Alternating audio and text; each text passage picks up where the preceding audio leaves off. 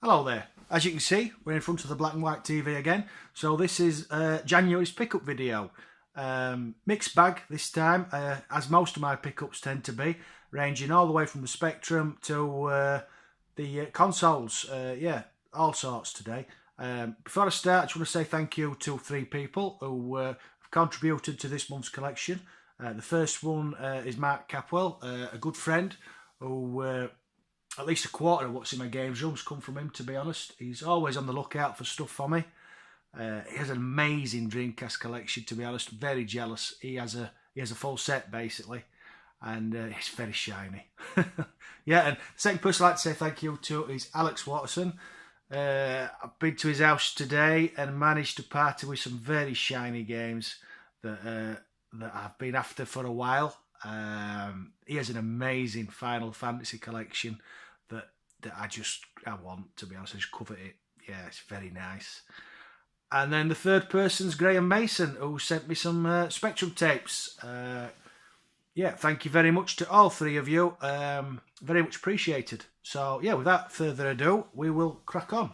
So the first game I picked up this month is The Curse of Sherwood on the Spectrum.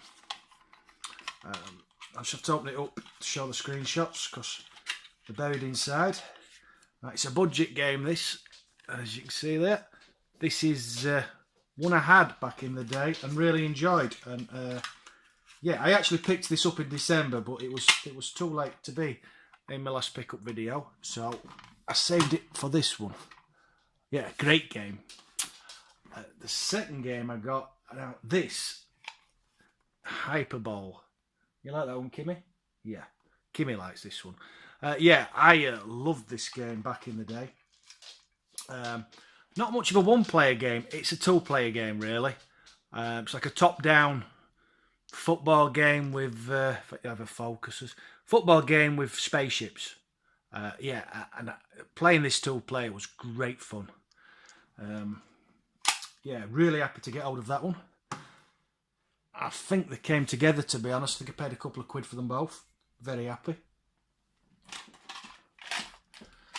And the third game I picked up for the Spectrum is Rockman. Don't know anything about this one. Some screenshots there. Yeah, never played it. Don't know anything about it. It was cheap. This came with Curse of Sherwood, I remember now. Yeah, this came with Curse of Sherwood, so I think I paid $1.99 for the pair. And I wasn't really bothered about that, but I really wanted the Curse of Sherwood, so it came with it. And then these came from Graeme Mason. He sent me A View to a Kill on the Spectrum. Screenshots on the back. Never played this one. Don't know anything about it. If you do, please comment. And then he sent me a game I used to really enjoy. I'm probably going to pronounce this wrong. Taipan on the Spectrum. It's a bit of a piratey trading game. Yeah, you sort of you fill your ship up with goods. And you go along the 7 seas and try and sell them at a profit, and then you do a bit of pirating and whatnot. Yeah, I used to really like it. I can't remember if I was ever any good at it, but yeah, good fun. And then he sent me a keyboard destroyer, Winter Games. Yeah,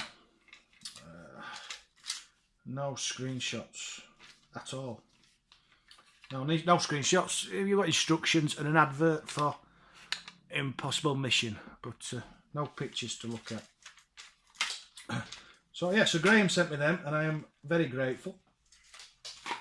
And then I won a little bid on eBay. I think I paid no, these aren't from eBay.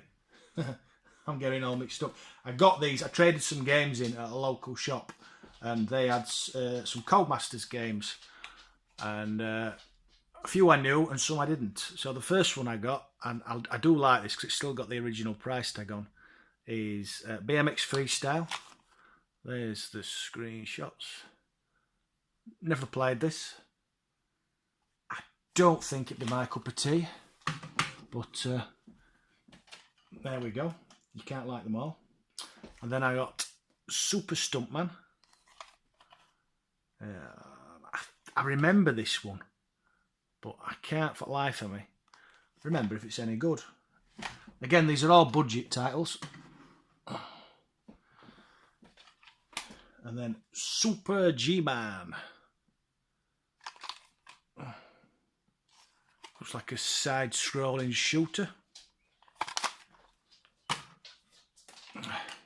Now, I do remember this.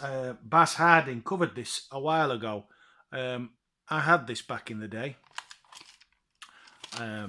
You control your figure, but you also control your gun sight. A bit like Walker on the Amiga is the best way to imagine it. And so it's quite tricky if you play it on your own. But if you have a friend doing the walking or a friend doing the gun sight, it becomes a lot easier, a lot more playable. Yeah, and I think there's some speech in it as well, which I always liked to hear speech on the Spectrum. And here we have ATV Simulator. I remember liking this one. It's like a side-on thing. You have one or two players. You can see there's top and bottom screens, and you basically just race along and try not to fall off. And then finally for the Spectrum, bit of an odd title, Super Robin Hood. Looks very similar to Ghost Hunters, to be honest. If you see the graphics. Yeah, maybe a bit of reusing code there. We'll have to check it out. So yeah, that's my Spectrum pickups this month. And then we'll move on to the PlayStation. So here we have Overboard. Now, I've never owned this, but I used to have the demo, and I remember playing the demo again and again and again. It's like a shooter, but you're basically a pirate. I am quite fixated on pirate games. So yeah, I was dead happy to get that. There we go. Nice little picture on the disc, instructions. I do like to get them complete. There we go, put that there. And then the next one I picked up was pence, to be honest. They don't tend to be dear, these Colony War games, and I think they're corking shooters. I have not played this one, but I am looking forward to giving it a bash. Yeah, I used to really like the Colony War games. Put that there. And then the next PlayStation game I've picked up is Bloody Roar, the fighter. I do like a fighter on the PlayStation. This is a very nice condition. Can I show you that without dropping it? There we go. Everything's complete in the box. Very nice. Very shiny. Put that there. And then you can't have Bloody Roar unless you've got Bloody Roar 2. So I got that as well. There you go. Is it going to focus? Yeah, there we go. So I might be wrong, but as I remember, with the Bloody Roar games, a lot of the characters are like wolves and tigers and that, but they're all upright. They're like men with fur on. And I thought they were good games. And then finally, I got this from Alex. It's the only Formula 1 game I don't own on the PlayStation. And he picked it up for me. And I'm very grateful. Because I do like these. I have got a soft spot for racing games. And I do enjoy a bit of Formula 1 on the PS1. There we go. I'll put that there and try not to tip them all over. There we go. Then next, I picked up Super Mario 64 on the N64. All boxed. Pretty good condition. This is a Mario game I've never played at all, and I am looking forward to playing. As I've said before, I don't have much history with the N64. I never had one before, so every time I play a game on the N64, it's for the first time. And then a friend of mine, Mark, who I mentioned earlier, got me this for the Dreamcast. Another Formula 1 game. Well, there's no pictures there. There's no pictures. It is complete, but I wanted to show this to some of my American friends. You got your Dreamcast games in CD cases, and we got ours in these. And basically, look, you basically have to sneeze at these, and they just drop to bits. I mean, they look great. I personally think they look a lot better than a CD case, but they don't take much breaking at all, unfortunately. So you tend to get the games from eBay or whatever, and then you have to hunt for decent cases, which is a shame. And then I've picked this up on the Xbox. I used to really enjoy this. I thought this were a corking title, and I'm looking forward to eventually playing through it again. Yeah, scary. I'm going to put that there, I think. Yeah, there. Is it going to sit up? It's not going to sit up, you know. I'm going to struggle with some of these. And then we're on to the PlayStation 2. I picked up Special Edition Silent Hill. There you go, look. This looks very nice. In the box you've got, what have we got? Let's have a look. We've got discs and some cardy type stuff. Yeah, I like stuff like this, especially when they're all complete. Very nice. I actually haven't played Silent Hill since PS1, which is actually a game I don't own. I don't own the PS1 version. I'm going to have to just prop that there because they're just going to fall over. Yeah, I don't own the PS1 version yet, but I have got all the PS2 versions. I picked this up today in a charity shop, Brothers in Arms. It was 99p, it was sat on its shelf, all on its own, and it was in decent condition, and I couldn't leave it there, all sad and lonely, when it could be on a shelf with lots of friends. There we go. Yeah, just a second, I'm just going to move these a bit, because I'm going to end up tipping them all over.